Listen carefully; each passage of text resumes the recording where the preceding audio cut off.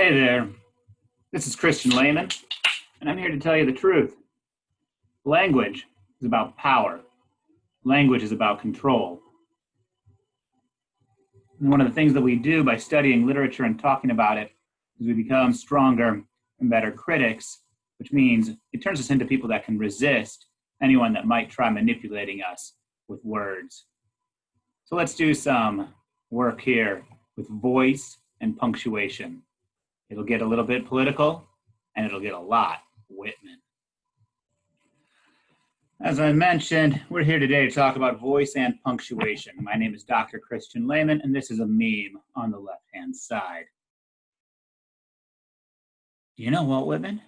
He made a poem. It's called When I Heard the Learned Astronomer. It's about stars. I wonder if they're tasty. Yes, indeed, we will be talking about When I Heard the Learned Astronomer for the second time.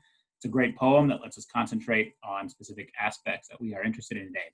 We'll also be looking at a poem of his called A Glimpse. But let's start with thinking about voice. So, what is voice?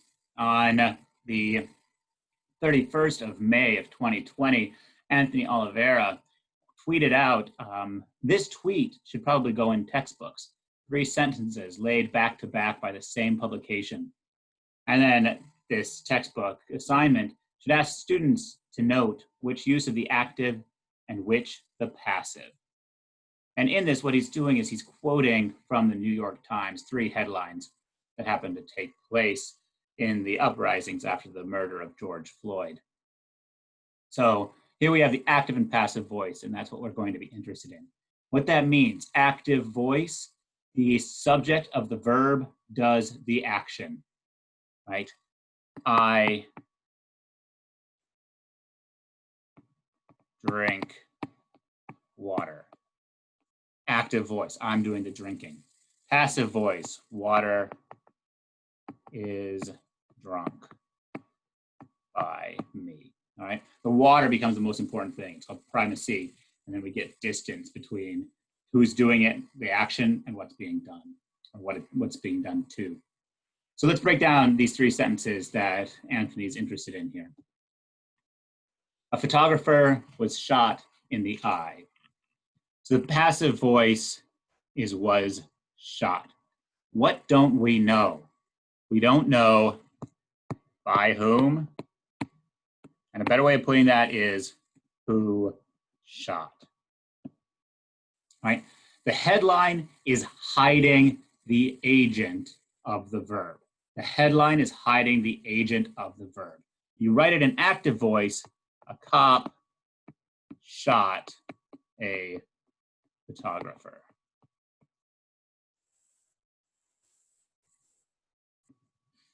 So that's the difference between those sentences, right?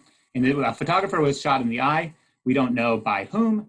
And it says like the verb itself, like the photographer suddenly becomes the key thing. It's like, is it the detail that he's a photographer important, that they're a photographer important, or is it that somebody was shot in the eye? So this is what Anthony is getting at when he says, ask which one uses the active and which the passive. So if we're thinking about that, a photographer was shot in the eye, we have the passive voice. The second sentence, protesters struck a journalist with his own microphone. Protesters struck a journalist with his own microphone. Struck is active. Right? And who's doing the action here? It's the protester, it's the upriser.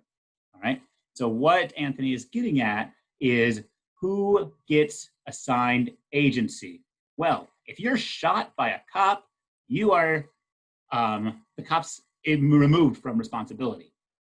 But here, we have the protesters are causing the damage, etc. That's what this sentence is. Like, this is fundamentally conservative. You are being manipulated by these headlines.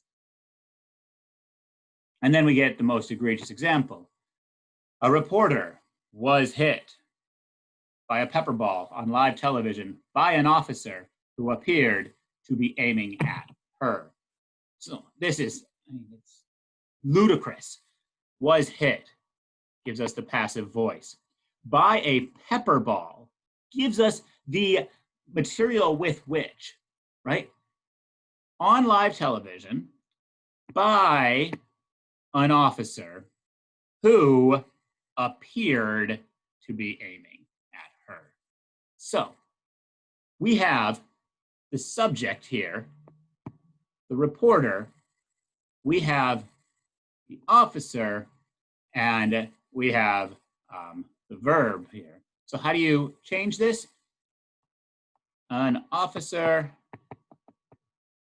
aimed at and hit a reporter with a pepper ball, right? Notice the officer is getting displaced, getting removed from responsibility. And then it also says who appeared. The person is on live TV. You can tell what's going on. So let's finish this out with our last bit of passive voice here. So Anthony asks, which one uses the active and which the passive? When the cops are responsible, we get the passive voice because it disguises their agency. This is about manipulation, and it's about power. You have control over power when you recognize the differences in grammar, when you're thinking hard about the way in which material is being presented to you, and when you are presenting material to others. Do you want to be a person that goes through life manipulated and subjected to a lack of nuance, or do you want to be able to engage and uprise yourself? Let's make a connection now to some Walt Whitman.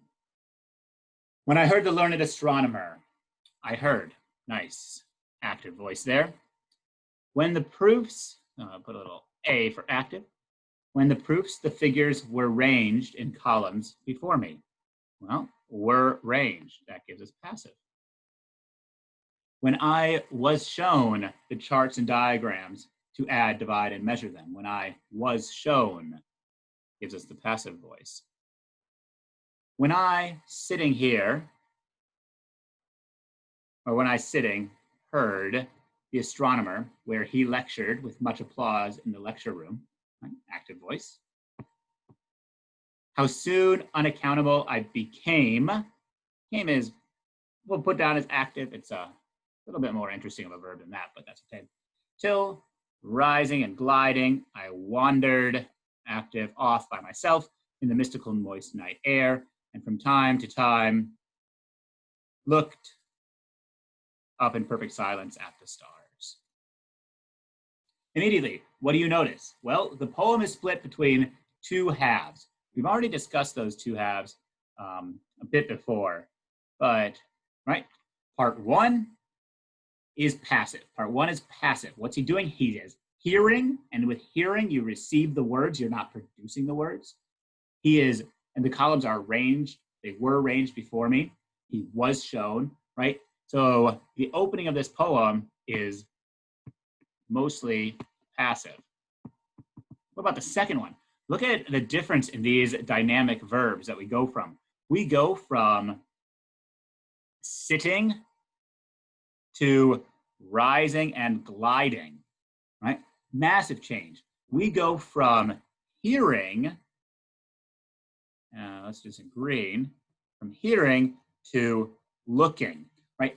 In control. Nothing's getting arranged before him. He's taking control of what he sees.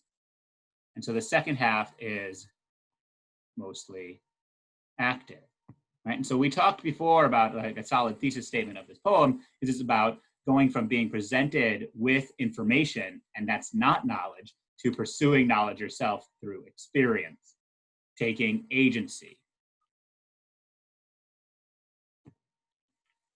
Shifting now to talk about punctuation.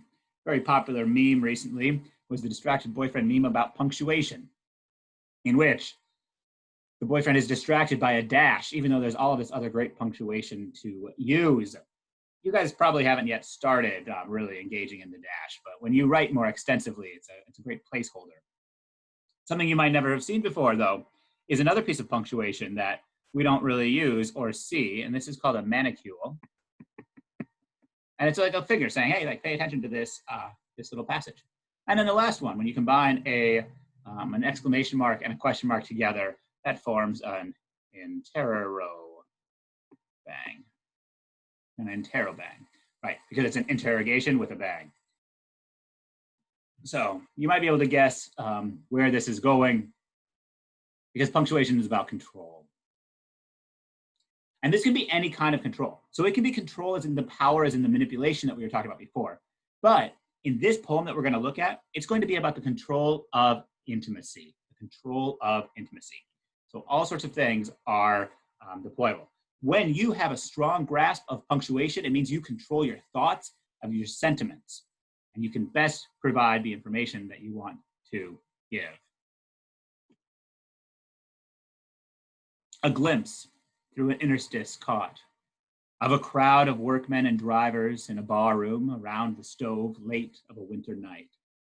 And I, unremarked, seated in a corner.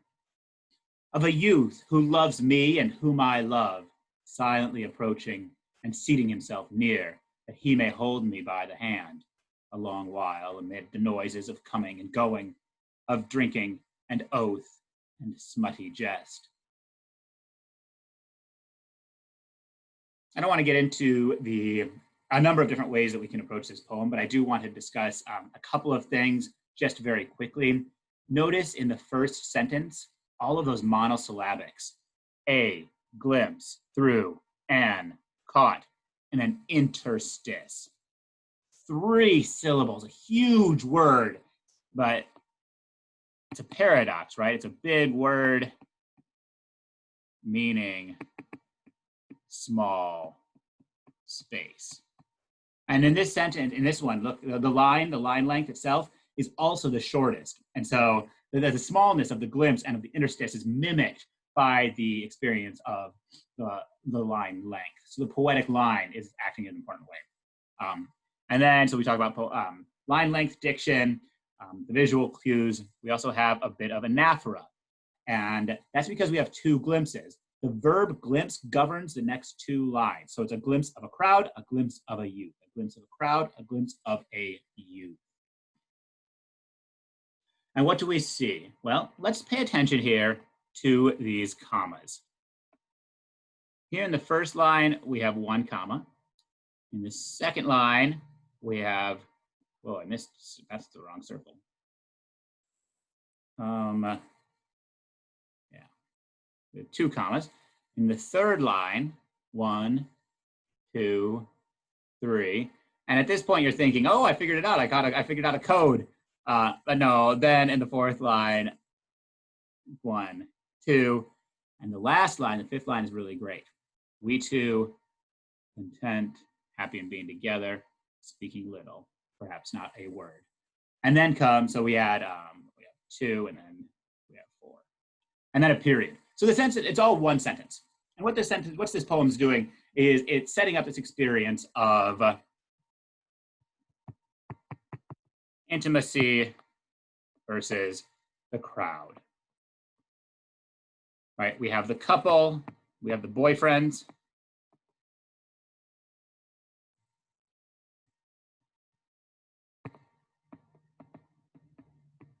Right? It's just the whole poem. It's not a hard poem, right? It's very obvious what it's doing. But what I want to look at here is the way the commas work. Notice in line 2, the crowd is all in one big line. Nothing's getting separated with commas. But then we have I, unremarked, seated in a corner. Of course, unremarked is remarkable because it has this diacritical piece of punctuation, this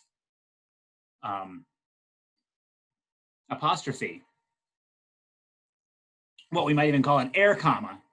Lols. And so it sequesters, right? So the comma is, the comma sequesters him away. And then the next line, we get this big expanse of the youth passing through, of a youth who loves me and whom I love, silently approaching and seating himself near, that he may hold me by the hand. And now what the commas are doing, the commas are acting like a camera where they cut to the angles, and we shift in these times as they happen. So the commas are dynamic as they create this intimacy.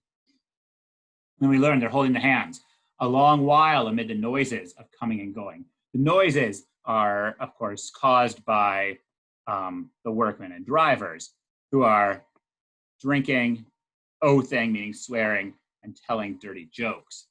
And then we get all of this like privacy in that last line. There we too, comma, content, comma, happy of being together, comma, speaking little, comma, perhaps not a word, period. So we have here then what we might say, let's say it with, I guess we'll say it with green, increase commas, increase intimacy, because it creates a private space for them. So earlier I said punctuation is about control, right? It guides, it tells you where to go, and it can also control the levels of intimacy in this very, very sweet queer poem. It's just these two boyfriends hanging out, speaking little, not a word. Controversial line there. Some people are like, oh, they're hooking up in the bar, and that's why they're not speaking. And others like, no, it's all sweet and innocent. Punctuation doesn't help us there, unless, of course, it does.